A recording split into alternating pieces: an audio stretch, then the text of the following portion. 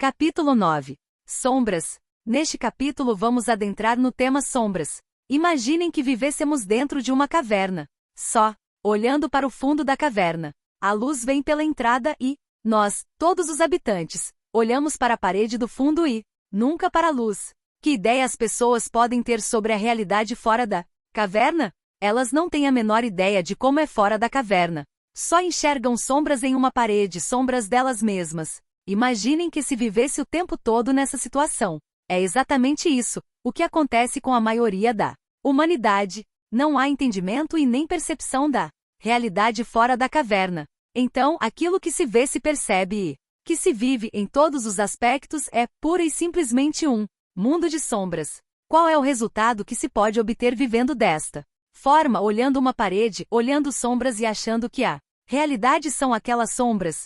Evidentemente, o resultado só pode ser muito ruim. Como ser feliz em uma situação dessas? Há 2.400 anos, mais ou menos, Sócrates explicou, viveu e vivenciou a fórmula perfeita de como ser feliz, o que se chama receita do bolo, como chegar à felicidade que vamos dizer, praticamente todos procuram e tateiam sem conseguir, porque vive no mundo de sombras. Isso foi vivenciado. Portanto, não é algo teórico, não é ficção.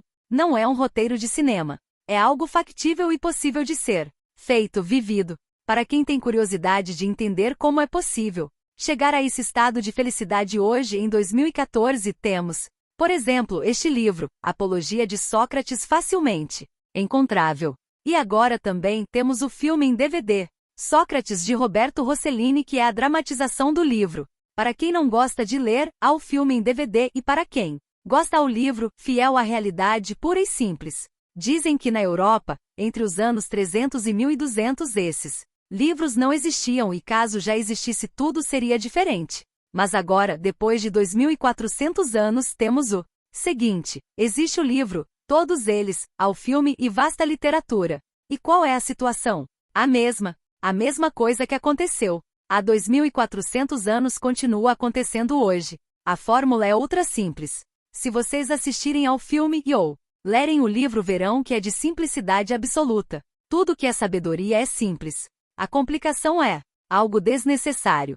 Porém, vocês viram que mesmo se demonstrando que não havia dolo nenhum na atitude dele, ele foi condenado. E por que ele foi condenado? Vocês podem assistir ou ler na defesa que ele foi condenado por uma simples razão. Ele advogou a existência, mesmo não usando essa terminologia, da centelha divina ou do Deus interior. É a mesma coisa. Esse foi todo o pomo da discórdia. Sempre que se levanta essa questão e se defende como a realidade, surge esta polêmica. Imaginem isso há 2400 anos, sem física, sem química, sem astronomia, sem nada, só filosofia, o que já era suficiente. Hoje a física já chegou a grande parte do mundo subatômico, mostrando a realidade última de tudo o que existe. Por mais filosofia que se faça, no final das contas é preciso se ater à realidade física, nua e crua, por exemplo, esta mesa, o ar e tudo que existe. Qual é a substância do que é feito isto? Não há como fugir dessa questão. Podem-se elaborar N teorias infinitas. Teorias, mas sempre sobrará essa questão. Se essas teorias não condizem com a realidade experimental, elas são pura teoria, pura abstração, pura imaginação. Se a teoria bate com o experimento, digamos no laboratório, sabe-se que a teoria está correta se o resultado é coerente com o que a teoria advoga que será. Se a teoria diz que acontece tal situação e você faz o experimento e acontece a mesma coisa, então a teoria está muito perto da verdade. Claro que sempre haverá maior aproximação da verdade. Quanto mais se estuda, quanto mais se pesquisa e se testa. Mas, se dentro da capacidade técnica de uma determinada época o teste bate com a teoria, aquela teoria está mais próxima da verdade. Muito bem.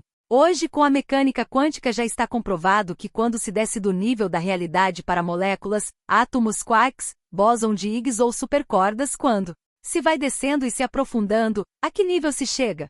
A um oceano de energia infinita. Este é o último nível a que se chega e se poderia enxergar, caso existisse um microscópio eletrônico tão potente. O famoso bóson de Higgs é um campo que dá massa pela primeira vez no universo, quer dizer, quando tudo emerge desse oceano primordial, é este campo, o bóson de Higgs, que dá esta percepção, sensação de massa, algo sólido. Demonstra um copo com água de matéria. Antes que este campo do bóson faça isso, só existe pura energia, uma única onda. Desta única onda é que emerge algo, quer dizer, uma outra onda, e esta onda, associada a um campo que é uma outra onda, toma forma de massa, aparência de massa de matéria para nossa percepção. Mas na realidade tudo é onda e tudo é uma única onda. A organização desta onda, a sua subdivisão, é que dá a aparência de termos coisas separadas. A garrafa, o copo, o livro. Isto são níveis de organização. É uma energia condensada, isto tudo. À medida que se avança na organização, essa onda única toma aparência diversificada e dá essa sensação de coisas alheias a nós. Isso é neste nível mais acima de organização. Lá embaixo, temos o oceano primordial, depois o bóson, depois os quarks, próton, átomo, molécula, célula, órgão, corpo, e assim todos os elementos químicos que existem formando tudo que existe. Mas isto já é um nível em cima, forma de falar de organização. No nível mais primordial só existe esta onda que permeia toda a realidade.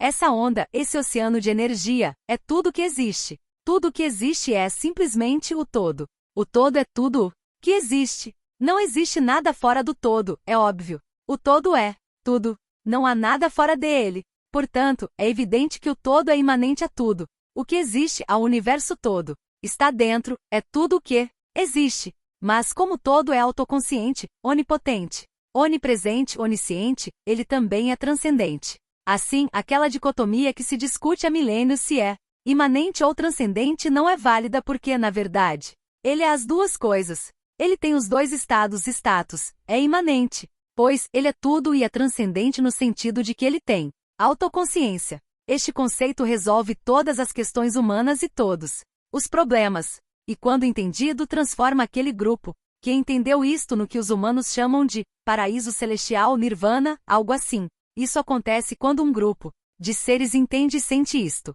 Isso não pode ser intelectual. Não. Pode ser uma teoria para a pessoa, uma ideia.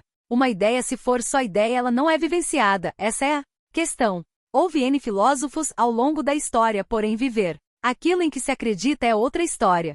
E só vivenciando que se sabe se a pessoa realmente acredita naquilo que ela fala, que ela prega. Se a vida da pessoa é coerente, congruente com esta realidade do todo. Podem ver ao longo da vida de Sócrates e, principalmente, no final, que quando havia uma questão, uma decisão, um problema que exigia uma ação dele, o que ele decidia? Caminho que não prejudicasse ninguém. É algo extremamente simples, mas muito difícil de ser implementado, de se colocar na prática. É por essa razão que as coisas são tão complicadas neste planeta. Não haveria necessidade de nenhuma tragédia deste drama eterno que acontece neste planeta se o que Sócrates vivenciou, viveu, mostrou, ensinou fosse aplicado. E isso tem que ser aplicado a todas as situações. No texto anterior, conversas no astral, unificação. O que foi falado? O exemplo do crédito que hoje, nos anos atuais, está tendo grande realce. O planeta inteiro atravessa problemas econômicos por uma cessão de crédito sem que a pessoa tenha como responder, mesmo que ela não tenha como pagar o crédito que está tomando. Duas situações devem ser analisadas: primeiro, quem está dando o crédito, e segundo, quem está tomando o crédito. Imaginem, a pessoa quer tomar um crédito para comprar um apartamento de metragem quadrada acima da sua capacidade monetária de pagamento, da sua capacidade econômico-financeira. Inúmeras pessoas fazem isso e N pessoas passam a ter problemas enormes em função disso. Se a pessoa, antes de tomar esse crédito, fizesse a simples pergunta para si mesma: Sócrates faria esse empréstimo? Assistam ao filme e leiam os livros. Qual é a resposta? É o óbvio, não tomaria esse empréstimo. Não faria essa dívida. Ele explica claramente na época do seu julgamento ou por aquele tempo, quando perguntaram: como é que você organizou a sua vida para poder ser do jeito que você é? O que ele disse? Eu organizei da forma mais simples possível. Ponto. A forma mais simples é aquela que vai lhe propiciar a almejada felicidade. Porém, isso vai de encontro, colide com toda a filosofia implantada no planeta. Vocês se lembram do que foi comentado quando se fala para a pessoa que ela deve melhorar o que ela pensa? Tenho que comprar um celular novo. Toda vez que se fala em evolução, progredir, crescer, o raciocínio sempre foi de adquirir coisas, mais e mais e mais. Coisas ou mais poder e mais poder e mais poder, ad infinitum. É lógico, porque não existe fim para isso. É evidente se toda a sua segurança está em ter posses e ou poder, não há fim. Quanto mais poder tiver, você achará que ainda não é suficiente, pois não tem o poder absoluto, considerando que a sua segurança está na dependência de outros seres. Mas se aquele outro tiver mais poder que eu, então estou inseguro. Preciso ter mais poder que ele ou mais posses que o outro. Esse é o raciocínio que está por trás de toda a dinâmica econômica que rege o planeta, e está na dependência de uma postura filosófica de insegurança perante a vida. Evidentemente, quem dá o crédito não poderia dar o crédito. Se Sócrates estivesse na posição de conceder o crédito, de avaliar a capacidade de pagamento da pessoa que quer o crédito, vendo que ela não tem condição de arcar com aquele compromisso, o que ele faria? Não daria o crédito. E se estivesse no lugar daquele que está tomando da pessoa que quer crédito, para suprir a necessidade emocional de ter mais posses ou mais poder, para essas questões que eu acabei de colocar, criando uma dívida para si mesmo impagável? Evidentemente, Sócrates jamais faria uma dívida dessas, se não se faz algo que gera uma dívida que o tomador não pode pagar, e se o próprio tomador não quer fazer nenhuma dívida que ele não possa pagar, então não se criou nenhum problema para ninguém, para nenhum dos dois. Nem o tomador ficará inadimplente e nem aquele que está emprestando terá problema de consciência lá na frente por ter criado uma dívida que não pode ser paga. O que acontece hoje no mundo é exatamente isto. As dívidas que foram contraídas nos 25 anos anteriores a 2009 não estão pagas.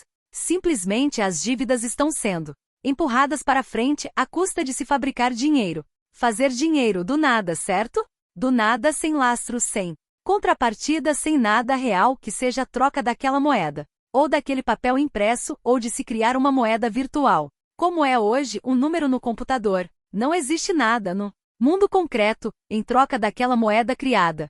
São valores astronômicos que foram criados do nada para que os balanços fossem positivos. Criou-se uma dívida estratosférica impagável e quando ficou patente isso ficou claro e criou-se o dinheiro, a moeda, para se colocar no balanço no ativo e compensar aquele passivo. Aí, empatou. Mas empatou o quê? A dívida real existe porque as pessoas tomaram aquele dinheiro e gastaram em N coisas. Mas o dinheiro criado é uma ficção, porque ele não tem correspondência com nada na realidade. Antigamente existia o famoso padrão ouro. Emitia-se X dinheiro em virtude de haver X quilos de ouro. Havia algo correspondente no mundo real concreto. No dia que foi decretado que não havia mais conexão com o padrão ouro, ou seja, não precisa haver mais ouro nenhum, porém pode-se emitir qualquer quantidade de moeda sem lastro, criou-se a situação inevitável que chegaria onde estamos hoje. Inevitável. Por quê? A partir de não haver lastro nenhum basta imprimir papel, imprimir moeda é forma de falar e seria possível dar crédito ad infinitum. Pois é só imprimir papel, e vai dando crédito para N pessoas, ano após ano, década após década sem parar fazendo isso, até se chegar à situação que estamos hoje com os despejos das pessoas de suas casas. Lembram? As velhinhas, os velhinhos são jogados na rua com os filhos, os netinhos com tudo o que eles têm. São jogados na calçada. Literalmente é desta forma que estou falando. Pesquisem e vejam. Isso acontece com quantos? Quantos por dia estão nessa situação? N continua o mesmo problema, porque lá no ativo estão os trilhões e trilhões feito do nada. Uma ficção financeira, dinheiro feito do nada para compensar toda esta dívida estratosférica que foi criada. Agora, vejam bem, da forma como estou explicando. Parece que esse dinheiro criado do nada é uma mágica maravilhosa. Nossa, o ovo ficou em pé. Não é bem assim. Esse dinheiro criado do nada também é um empréstimo. Essa é a questão. Esse dinheiro também é outra dívida. Aquele que é capaz e tem o poder de fabricar o dinheiro, ele não dá simplesmente o dinheiro para você fechar o seu balanço e não ir à falência, mas ele empresta esse dinheiro a você. Você forneceu N empréstimos para pessoas que não poderiam pagar. Seu balanço ficou negativo. O que você faz? Procura alguém que fabrica o dinheiro e toma uma quantidade astronômica, claro, coerente com o tamanho do débito e põe Este dinheiro, que você tomou emprestado, no seu ativo, empatou. Assim você está solvente por enquanto. Sobrou esta dívida com o sujeito que fez o dinheiro. Ele fabricou o dinheiro e emprestou a você. Você pôs no seu balanço e por ora você está salvo, digamos assim. Porém, você deve esse dinheiro que está no seu ativo. E por enquanto não existe nenhuma solução para isso. Mas o dinheiro está emprestado, correndo juros. Vejam que é um exemplo, mas válido para tudo. É uma sucessão de erros, um atrás do outro. É uma cadeia de erros, em que a pessoa, para cobrir um erro, um descontrole, uma compensação, faz a dívida. Tenho que ter um novo celular, um novo tablet, um novo carro, um novo. E quando aquela dívida é cobrada porque vencem as prestações, o que a pessoa faz? Vai a outra instituição e faz mais uma dívida para cobrir a primeira. Agora, ela deve para a primeira e a segunda dívida. Quando começa a ter que pagar a segunda dívida, ela vai a uma terceira instituição e toma mais um crédito e paga a primeira e a segunda. Agora, ela deve para a primeira, a segunda e a terceira dívida e assim vai.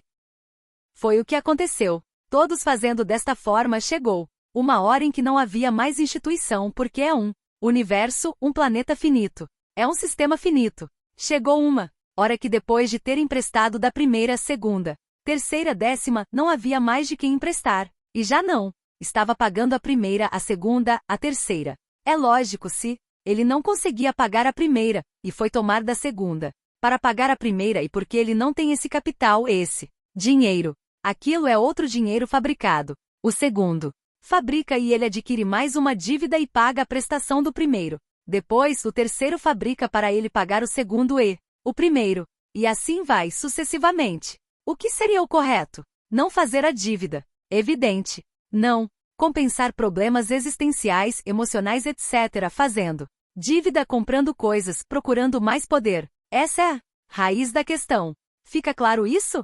Sócrates nunca entraria em uma situação dessas porque ele não faria a primeira dívida. Quando se corta na raiz, o problema não existe. Agora, vamos supor que houve um erro. A pessoa foi lá e fez o empréstimo e logicamente vem a ideia de tomar mais o empréstimo da segunda instituição para pagar a primeira. Aí é que mora o maior problema. Se a pessoa parasse o endividamento na primeira instituição, não tenho não. Pago, mas não faço mais dívida. Não tomo da segunda, nem da terceira, nem da décima, o problema pararia ou ficaria minúsculo. Mas tomando da primeira, segunda, terceira, quarta, o problema ficará gigantesco, insolúvel. É por essa razão que este planeta chegou ao ponto que está. E todos os amigos, deste lado e do outro lado, sabem exatamente isso. Podem pensar e analisar esta questão, a qual se imporá mais cedo ou mais tarde nas próximas encarnações. Esta é a questão. Se você analisar o passado todo e as situações, usando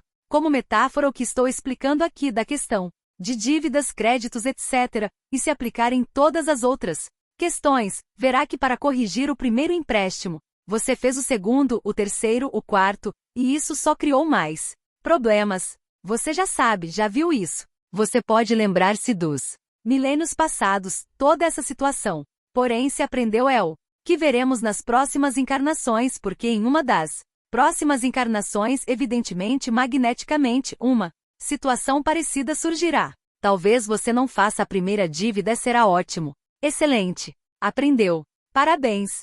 Mas talvez você faça. E chega o momento de saber se realmente entendeu ou não e não fazer a segunda dívida. Só assim saberemos que está aprendendo. Se tivesse aprendido, não faria a primeira dívida. Porém, vamos supor que fez. Errar é humano, lembram? Então, tudo bem. Fez a primeira dívida, mas a segunda aí é sabedoria. Não fazer a segunda, nem a terceira, nem a décima dívida. Mas para isso existe a questão fundamental, entender quem é o todo. Todo o problema reside nesta questão. Todos os problemas dependem de se entender isso, é claro, sentir. Quando você sentir como todo sente, todos os problemas na sua vida acabaram. Os demais podem não entender como não entenderam. Sócrates e ele foi condenado, pois não conseguiam aceitar que ele agisse daquela forma, seguindo o Deus interior e imanente. É claro, se existia um Deus interior dentro de Sócrates, teria que haver um Deus interior dentro de cada uma das pessoas que estavam ali. Evidente. E como fica a questão de todos os deuses? Esse é o problema sempre. Para não se aceitar o Deus interior ele precisava ser sacrificado, por mais que a argumentação fosse a mais perfeita possível. Mas acontece que estava, vamos dizer, em jogo toda a concepção da realidade, toda a filosofia, a metafísica, toda a visão de mundo e, por conseguinte, a economia, a política, a guerra, todos os negócios e assim por diante. Tudo, pois o edifício social é construído em cima desta visão de mundo, deste tijolo básico. Em cima deste entendimento, deste fundamento se constrói todos os demais. E quando Sócrates sentindo, ele precisava ser coerente consigo mesmo. Ele não tinha alternativa, não tinha jeitinho para dar, ele simplesmente foi coerente com aquilo que sentia. E isso era imperdoável, inadmissível e inaceitável. É claro, é evidente. A concepção de que Deus é imanente é fundamental. Quando isso é entendido, sentido, muda tudo. Tudo. E vocês sabem, existe a chamada zona de conforto que é tremenda. E o fato dele exprimir isto, colocou em xeque a zona de conforto de todo mundo. E assim, tudo precisaria ser modificado para que a vida fosse organizada de acordo com a visão imanente do divino. Isso até hoje não foi possível. E só será possível quando essa concepção for aceita. É por isso que com uma nova terminologia, centelha divina, o problema permanece. Muitos filósofos recentes e atuais e os ideólogos deste mundo não aceitam a centelha divina em hipótese alguma. Leiam os livros deles. Todo o problema se resume nessa questão. Pesquisem. Existe um palavreado rebuscado por cima, mas no frigir dos ovos está a questão da centelha divina que eles não aceitam e dizem que não existe. Pois é. Só que então temos um problema de física. Se você mergulhar em um átomo e for dentro dele cada vez mais, descendo ao nível de organização, terá um oceano primordial de energia, só energia. Não existe massa nem matéria, só energia pura, só onda que está em tudo. É simples de entender. Isso, aceitar é outra história, mas entender é simples. Se pegarmos os átomos que formam este copo, mostra um copo sobre a mesa, o vidro, e observarmos no microscópio eletrônico e aprofundarmos o máximo possível, chegaremos a esse oceano primordial de energia. Se pegarmos esta garrafa de água e fizermos a mesma análise, chegaremos ao mesmo lugar. Se pegarmos o papel do livro, chegaremos ao mesmo lugar. Se pegarmos aqui o ar, chegaremos ao mesmo lugar. Em tudo é assim. O planeta, o sistema solar, a galáxia, todos os aglomerados de galáxias, etc. Isto no nível de organização, aqui em cima, patamar elevado. Se descermos, forma de falar, ao nível atômico de tudo isso, chegaremos ao mesmo lugar. É um único oceano de energia primordial de onde emana tudo. Não há saída para as pessoas que advogam a não existência da centelha divina, pois o substrato, a substância, o alicerce de tudo que existe é esse oceano primordial, o famoso efeito Casimir. Quando há duas placas e tira-se tudo que existe entre uma e outra, elas deveriam ficar paradas.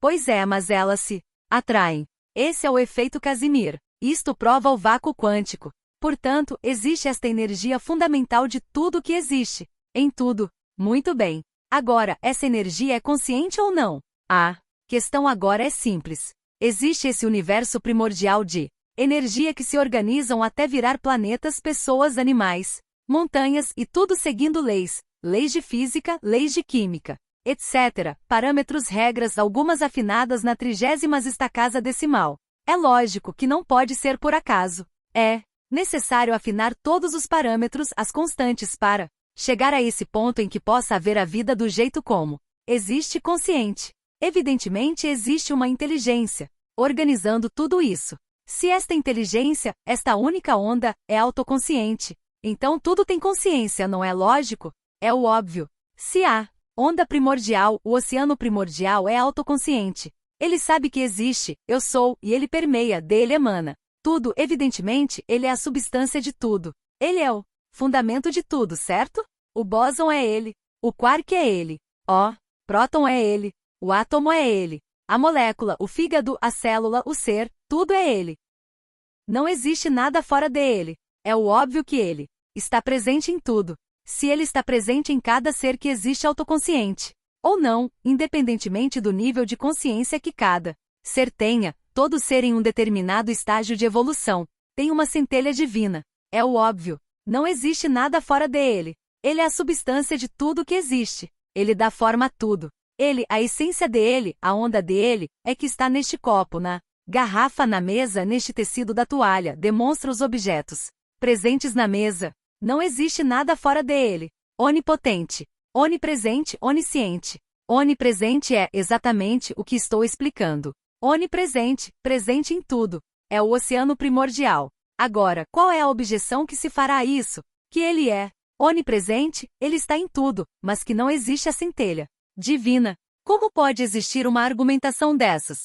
Ele está dentro de uma pessoa, pois ela é feita de átomos, moléculas, células, quarks, etc., certo? Aquela pessoa é feita dessa substância. Outra pessoa também. E os bilhões de seres também, todos. A pergunta é simples: o todo está ou não está dentro de cada ser? Ele é onipresente ou não é? É simples. Não há como escapar dessa questão. Se ele é onipresente, se ele está em tudo, ele está dentro de todos os seres e isso é o que se chama centelha divina. Esse é o conceito, ou Deus interior, que está dentro de tudo. Agora, se a pessoa não acredita que ele está dentro e existe algo onipresente, então não está dentro de todo mundo. O primeiro caminho seria o quê? Achar que há um Deus lá, depois há um Deus ali, depois há um outro Deus acolá. Esse é o conceito que rege a humanidade há milênios. E milênios, N deuses, certo? Portanto, não existe o conceito oceano primordial, o todo, o vácuo quântico não existe. Nada disso. Existem deuses diversos, N deles vivendo suas vidas. Certo. Temos um problema. Temos o Deus número 1, o Deus 2, 3, 4, 18, 30 mil, etc. Porém, de que substância é feito? Esse Deus número 1, 10, 20, 30 mil? Qual é a substância? Ele é feito de quê? E temos a outra questão. O Deus 1 está no lugar X, certo? Endereço, rua, número, cidade, tal. O Deus 2 está em outro lugar, outro endereço. E temos um espaço vazio, digamos, entre o 1 e o 2. O que tem nesse espaço vazio? A realidade é formada. De quê? Esses deuses vivem baseados em que realidade? Em que substrato? Qual é o fundamento, o tijolinho básico da existência desses deuses?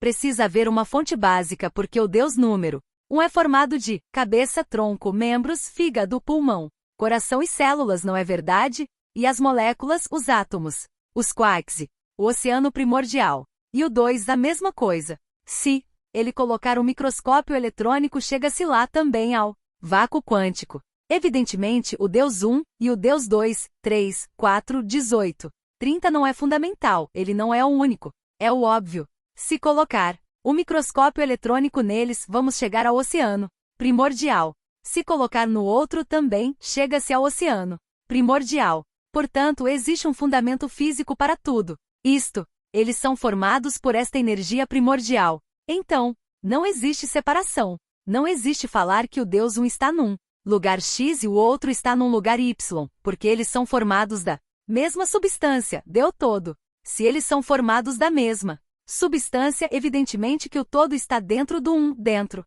do 2, do 30, do 50 mil, etc. É lógico, é o óbvio. Voltamos ao início do problema. O que Sócrates explicou foi isso. Foi literalmente essa questão. Quando perguntaram a ele, quem você segue? Ele disse, eu sigo o meu Deus interior. Pronto. Quando os demais entenderam o que significava esta frase, significava tudo isso que estou explicando, porque o Deus interior dele, ele estava dentro do 1, do 2, do 30, dentro de todos e inclusive daqueles que estavam fazendo a acusação. Era inadmissível, inaceitável um conceito desse para eles, pois teria que mudar tudo. E os filósofos atuais que continuam negando a centelha divina têm um problema seríssimo com a mecânica quântica. Por que a mecânica quântica tem essa oposição feroz? No momento? É por essa razão. Se você analisar os fatos, a vivência diária, qualquer pessoa que não entenda o contexto geral da situação fica perplexa com a reação tão emocional que é contra a mecânica quântica. Imaginem um rapaz jovem que vai até o apartamento da ex-namorada visitá-la. A intenção deste rapaz, neste caso específico, era ter sexo. Ele chegou e começaram a conversar. A moça estava até considerando a possibilidade, avaliando, pensando. Mas, como ela tinha descoberto a mecânica quântica recentemente, estava muito entusiasmada com os conceitos da mecânica quântica, o que estou explicando aqui. Ela estava fascinada por descobrir como funciona o universo. É claro, quando a pessoa fica fascinada, alegre, feliz por descobrir como pôs o ovo em pé, ela quer passar para frente. E foi o que ela fez, falou fulano. Você já ouviu falar da mecânica quântica? Imediatamente ele respondeu, não posso ficar mais. Tenho que ir embora. E foi embora. Um rapaz de 25 anos, 30 no máximo, perdeu a libido completamente ao ouvir o termo mecânica quântica. Ao ouvir a expressão mecânica quântica, ele saiu correndo pela porta. Imaginem que coisa neste mundo teria maior poder de persuasão para acabar com a libido de um ser de 25 anos do que falar mecânica quântica. Eu acho que não existe nada que se pudesse falar que acabasse, zerasse a libido do rapaz. Como se explica uma reação dessas? Intuitivamente ele reagiu. Foi só ouvir falar mecânica quântica. E exatamente isso que aconteceu quando Sócrates foi julgado. Quando ele disse Deus interior, a reação das pessoas foi idêntica à desse rapaz que perdeu a libido quando ouviu falar mecânica quântica, pois uma coisa leva a outra que leva a outra que leva a outra, lógico. Quando se explica o significado, o que é o universo, como ele funciona, como está estruturado ou organizado, seu fundamento, inevitavelmente se chegará ao oceano primordial. Ora, dizem que há 13 bilhões e 700 milhões de anos houve o famoso Big Bang e daquilo surgiu tudo, quer dizer, uma energia expandiu-se, falam que explodiu, e depois de um tempo começaram a surgir os elementos químicos e a formar as estrelas, etc. Todo esse universo. Isso de uma explosão inicial, digamos, uma emanação. Muito bem. Mas o que emanou? O que existia antes no momento zero, o zero, antes do Big Bang? O que emanou? Que explodiu? O que expandiu? Não há como fugir desta questão. Algo teve que se expandir. E expandiu para onde? Para fora? E como? Poderia expandir para fora? Então, há algo fora? Seria preciso haver algo fora daquilo que expandiu porque está expandido para fora? E corre-se o risco de haver outro lá que também pode expandir para fora? Voltamos ao problema. Existe o Big Bang 1 que emanou. Poderia haver o Big Bang 2, 3, 4 e haveria uma grande quantidade de Big Bang expandindo. Não vai gerar certo conflito material entre os átomos gerados pelo 1, pelo 2, pelo 3, pelo 18, quer dizer, algo meio um tanto quanto caótico? Pois mas neste nosso universo a astrofísica disse que só houve um e continuamos expandindo até hoje, só houve um. Muito bem. Este um que expandiu, esta energia primordial é o quê? Na verdade, é uma auto-organização. Não, a explosão. Existe uma emanação dentro de si mesmo. Não é para fora, é dentro de si. Lembram-se que todas as ondas estão no mesmo lugar? Você não precisa mover o rádio de lugar fisicamente para sintonizar outra estação. Vocês nunca viram algo assim? A rádio X pega na cozinha, a rádio Y acessa no quarto e rádio Z pega na garagem. Não existe isso. É uma frequência, uma vibração.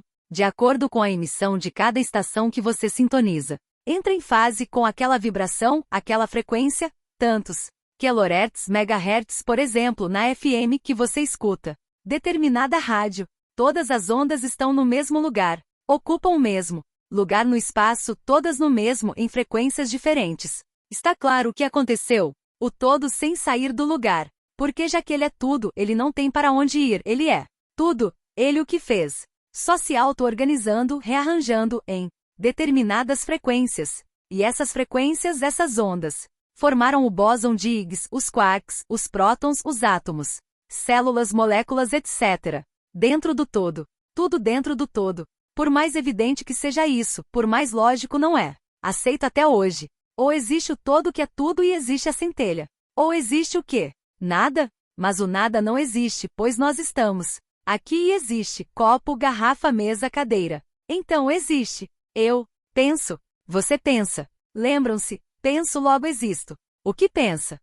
É algo chamado consciência. Mas há pessoas que não acreditam em consciência. Acreditam só que o pensamento é um epifenômeno da mente, ou seja, um bando de células reunidas, de sinapses, e essa bioquímica elétrica gera a consciência. Mas de onde vem? Qual é o substrato dessa consciência? Você pensa. E como você pensa? Você precisa ter um veículo.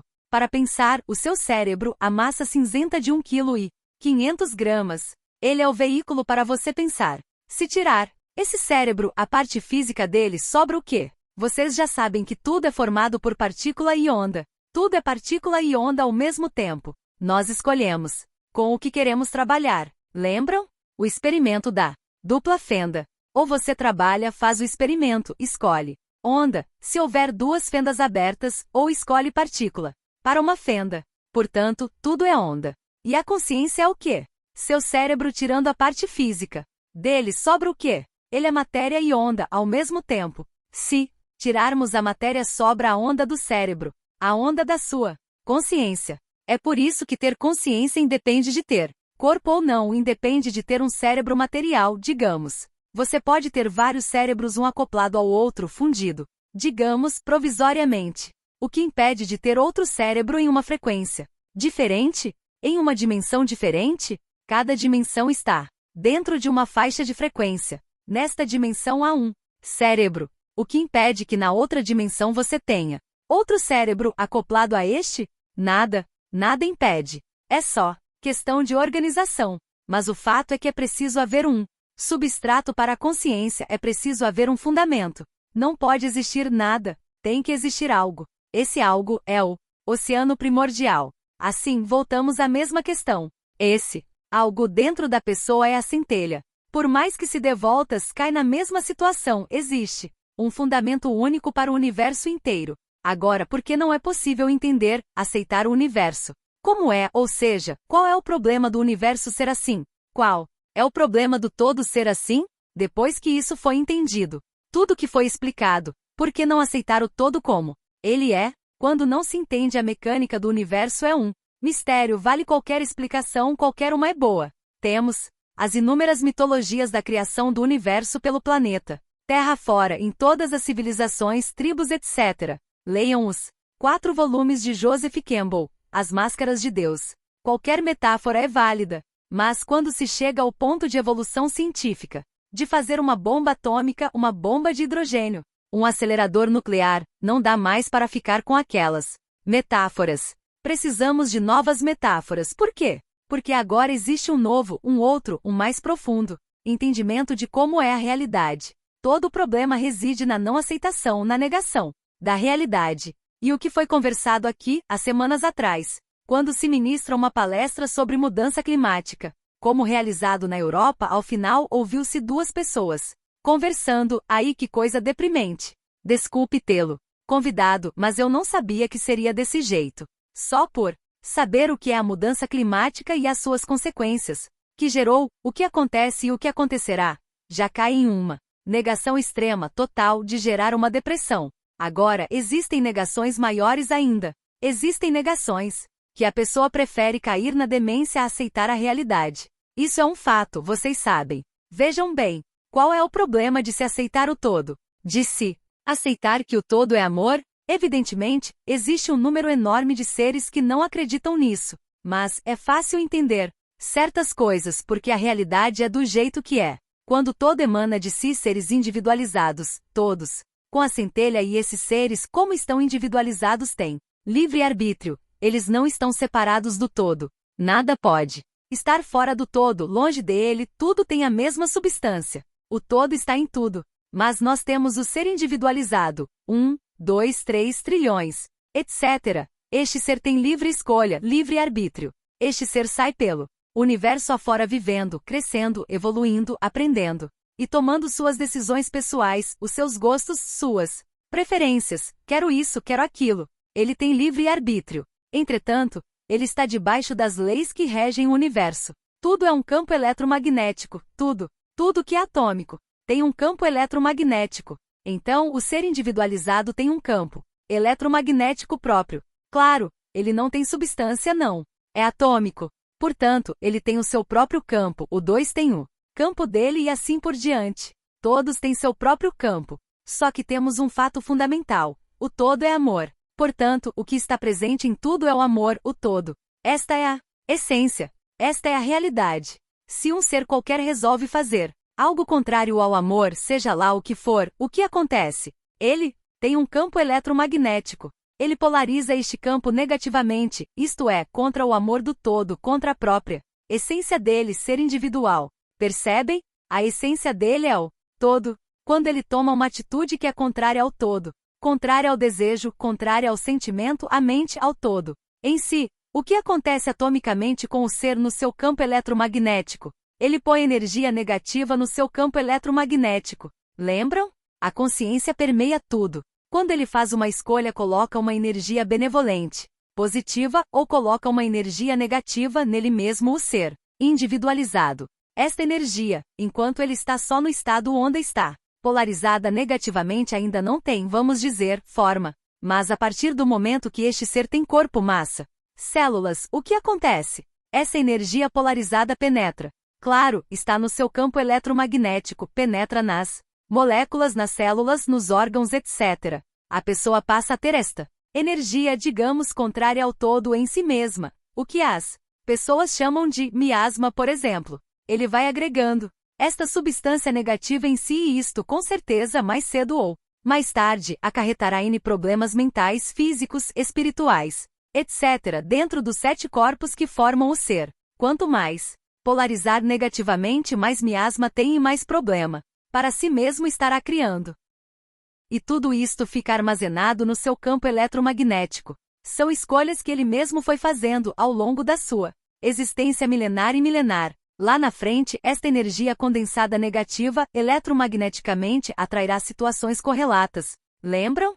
Eletromagnetismo atrai. Esta energia polarizada negativamente atrairá situações coerentes com ela, isto é, mais situações negativas. Está claro que não é um castigo? Não está óbvio que é. Pura física? Criou energia negativa polarizando pela própria consciência, pensamentos e atos. Criou a energia negativa. O todo lhe deu o livre-arbítrio e você criou a energia negativa. E, portanto, atrairá uma situação coerente com aquela energia negativa. Não há nenhum castigo nisso. É pura física. Pura consequência das leis de física do universo. Dá-se o nome de karma, ou lei de causa e efeito, etc. Mas quem criou isso? Foi o ser individualizado que criou essa situação. Ele criou porque fez algo contrário ao todo, a essência do todo, que é o amor. O que se faz? Quer-se o quê? Que um agente externo faça um passe de mágica e limpe aquela energia negativa criada pelo próprio ser. O ser faz umas coisas e cria energia negativa. Aí, ele quer que alguém venha e limpe aquilo para ele. O que acontece? Em seguida, ele cria de novo. Ele aprendeu alguma coisa com aquilo, ele sofreu alguma consequência de ter criado algo contra o todo? Não, nenhuma consequência. Ele não pagou preço nenhum. Ele fez algo contrário e quer que aquilo seja simplesmente apagado, zerado, limpo. Bom, pagaram a dívida dele. Adivinhem o que ele faz? Ele vai a outro banco e faz outra dívida. Pois é, tendo que pagar a dívida que faz, a pessoa faz dívida em N instituições e gera isso que vocês estão vendo. Imaginem se ele fizesse a dívida e não tivesse que pagar nada. Esta mágica não existe. Veja bem, o todo está dentro dele. Ele não pode agir contra o todo, mas momentaneamente. Ele está fazendo isso devido ao livre-arbítrio. Ele agrega negatividade e mais negatividade e mais e mais e mais e mais. E as consequências são cada vez mais complicadas. Até que ele aprende que não deve agregar e que deve pôr energia positiva para equilibrar e pronto, resolvido. Com crédito se paga o débito. Para pagar os débitos basta ter créditos. Para ter créditos, a coisa mais simples é fazer o que o todo quer. Como o todo é amor, o que você tem que fazer? Ajudar, ajudar, ajudar e ajudar, etc. Simples. Como fica essa reação que as pessoas tiveram ao condenar Sócrates? É evidente que eles não queriam ajudar, ajudar, ajudar e ajudar. Lógico, está implícito. Está implícito. Tudo isso quando Sócrates falou, eu sigo o Deus interior. Esta frase tem enciclopédias de conhecimento por trás. É uma síntese astronômica. Mas os demais, uma grande parte deles, como vocês veem, não aceitam isso de jeito nenhum. Qual é a implicação disso lá na frente? É ajudar, ajudar, ajudar. Há sempre aquele exemplo do garoto que perguntou para o outro, depois que a gente evolui, o que se faz? O rapaz respondeu, depois que evoluir a gente ajuda, ajuda, ajuda, ajuda. Qual foi a reação? Ai, que coisa chata. Enquanto a pessoa está no estado de achar que ajudar é Uma chatice. Quem está no comando, evidentemente, é o ego da pessoa. O ego do ser individualizado. O livre-arbítrio dele está voltado unicamente para os próprios interesses daquele ser, quer dizer, da visão que ele tem do que é bom para si. E se a sua visão de mundo é, quanto mais posses e mais poder é bom para si, imaginem, por causa daquela insegurança existencial básica. Mas a pessoa não elabora isso, ela só sente. Sente que precisa de mais posses e mais e mais e mais e mais e mais poder. Poder, poder, poder, poder. As 30.000 bombas atômicas não são suficientes. Nem ter a capacidade de destruição de N vezes o planeta não é suficiente porque dá para destruir uma vez. Uma vez 100%. Destruiu, certo? Não, nós precisamos ter a capacidade de destruir 10 vezes. Como você consegue destruir 10 vezes uma coisa? Você só consegue destruir uma vez, o 100%. Não, mas nós precisamos de 2.000, 3.000%. Não há limite. Não há limite. É lógico, porque o conceito do todo não está internalizado naquela pessoa. O conceito que se tem é teórico. Teórico e intelectual não está vivenciado. Para estar vivenciado, cai na situação que o Sócrates viveu. Você tem que ser diferente. O que ele disse? Eu não posso ser diferente. Eu tenho que ser coerente. Ah, você tem que fugir. Você pode fugir. Eu não posso fugir. Eu tenho que ser coerente. E quando perguntaram para ele, e o que você acha que merece? O que ele respondeu? Devido a todos os meus serviços prestados para esta nação, eu mereço ser premiado e ser recompensado e ficar em um lugar honorável. Simples. Por todos os serviços prestados é lógico que a recompensa tem que ser esta. Mas ninguém aceitou. Por quê? Porque eles não podiam. Não queriam aceitar as consequências de aceitar a centelha divina. Portanto, não existe castigo. As coisas na realidade são muito simples. A realidade é, o todo é o amor do todo, onde todas as necessidades do ser individual são supridas. Ele deve confiar absolutamente no todo, 100% no todo. Se fizer isso, todos os problemas estão resolvidos. Se não fizer, agrega problema atrás de problema, como tomar empréstimo do banco 2 para pagar o 1, o banco 3, banco 4 e assim por diante. Não há como escapar desta roda viva de agregar problemas quando não se confia no todo. A consequência inevitável será essa cadeia infindável de problemas até que a pessoa resolva confiar totalmente no todo como a realidade única existente. Agora, vejam bem, se isso é detalhado de outra maneira, cai-se na possibilidade de uma demência, quer dizer, da pessoa voltar-se para dentro de si numa fuga, o que hoje, tecnicamente se chama ausência, fica fora da realidade para não aceitar o todo. Tudo que nós explicamos. Não existe uma explicação racional para esta fuga para dentro. Explicar racionalmente passo a passo, tijolinho por tijolinho, como é constituído a realidade, eu acredito que é a única maneira de se evitar esta fuga para dentro. Passo a passo, grãozinho a grãozinho, como eu tentei explicar hoje, quando já se está no ponto em que a moça diz, mecânica quântica e o outro sai correndo pela porta, não dá para falar. Mecânica quântica. É preciso explicar de outra maneira, da maneira mais simples possível. Agora, a maneira mais simples possível pode-se trocar algumas palavras, mas a maneira mais simples possível implica em explicar o fundamento atômico da realidade, o fundamento energético da realidade, de tudo que existe. E aí, lógico, vem todos os experimentos da mecânica quântica mostrando como é que o elétron se comporta no experimento da dupla fenda de fechar a fenda retardada. Depois que o elétron passou pela fenda, você abre ou fecha uma delas e ele continua se comportando de acordo com a abertura ou fechamento das fendas, isso já tendo passado pela fenda. O que implica? Implica, é lógico, que o elétron sabe o que está acontecendo. Mas, é claro, isto é um tabu tremendo, porque a aceitação de que o elétron sabe o que está acontecendo implica que tudo tem consciência e, logicamente, o todo está em tudo que existe. Sem entender isto e depois aceitar é virtualmente, literalmente, impossível chegar a ser feliz, não nesta encarnação, no futuro, seja o tempo que for. Só se chegará ao estado nirvânico de felicidade com a unificação com o todo, isto é, você e o todo sentirem a mesma coisa, pensarem a mesma coisa, pois têm a mesma essência. É claro que isto tem N graduações. Lembram-se que o todo é infinito? Portanto, o crescimento do todo é infinito. A evolução do todo é infinita, etc. Nunca acaba a sua evolução, a sua unificação com o todo. Quanto mais você fizer, mais unificado você estará com ele. Quanto mais unificado, maior a sua capacidade de unificação, de integração com ele. Você faz mais e fica mais integrado com ele. Quanto mais fica integrado, mais você pode fazer e assim por diante. Uma espiral evolucionária infinita. Mas, evidentemente, chega-se a um ponto em que esse estado nirvânico já é, digamos, onipresente na sua vida, o tempo todo. Aí, é mais evolução, mais evolução, mais evolução. Mas, existe uma frequência determinada de unificação onde você entrou em fase em uma certa amplitude, que você já está plenamente dentro das suas possibilidades do momento, unificado com o todo. Como eu já expliquei, é, digamos, um círculo vicioso. Quanto mais você unifica, mais você tem capacidade de unificar. E assim por diante. Isso não acaba nunca. Mas são degraus, saltos quânticos que o ser pode dar a qualquer momento. Quanto mais integrado, unificado ele está, mais crédito tem. É algo interessante, que eu tenho certeza de que levantou as orelhas de muita gente, certo?